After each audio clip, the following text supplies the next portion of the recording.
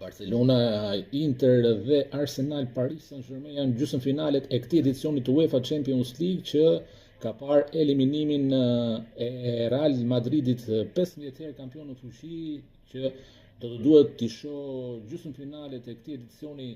nga shtëpia pas 4 gjysmëfinalesh radhazi ku kishte marrë pjesë në vitet e fundit, teksa në 14 vjet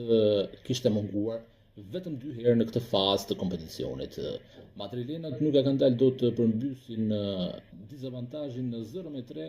që kishte fiksuar Arsenali përpara një jave në Londër, duke marrë një tjetër humbje madje edhe në Bernabeu përballë topçive që kanë bërë një paraqitje dinjitoze edhe në Madrid, duke marrë fituren e radhës dhe duke eliminuar jo më pak, por 15 herë kampionët e Europës. Me siguri do të ketë ndonjë mas sa i takon stolit të Ancelotit, përderisa është përfolur shumë se i ka ardhur fundi historisë së tij me Los Blancos, aq më tepër duke qenë jashtë kompeticionit më madhor evropian për klube, pra Champions League.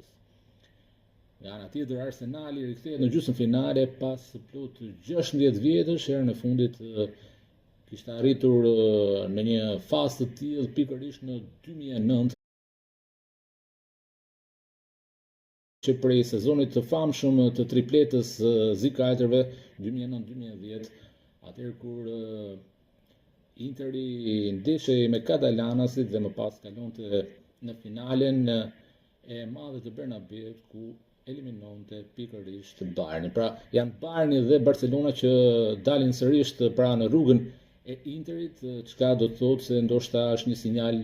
sa i takon këtij sezoni që mund të jetë i suksesshëm për italianët. Nga ana tjetër, Bayerni, edhe pse u mundua shumë, kaloi i pari në avantazh në San Siro, nuk arriti dot të ruaj traditën e transfertave të suksesshme që kishte në përballjet e fundit me zikatrit në Milano, por u detyrua të dalë gjithsesi me kokën lart përmes një barazimi, ndonse nuk ja doli të realizonte ëndrrën e luajtjes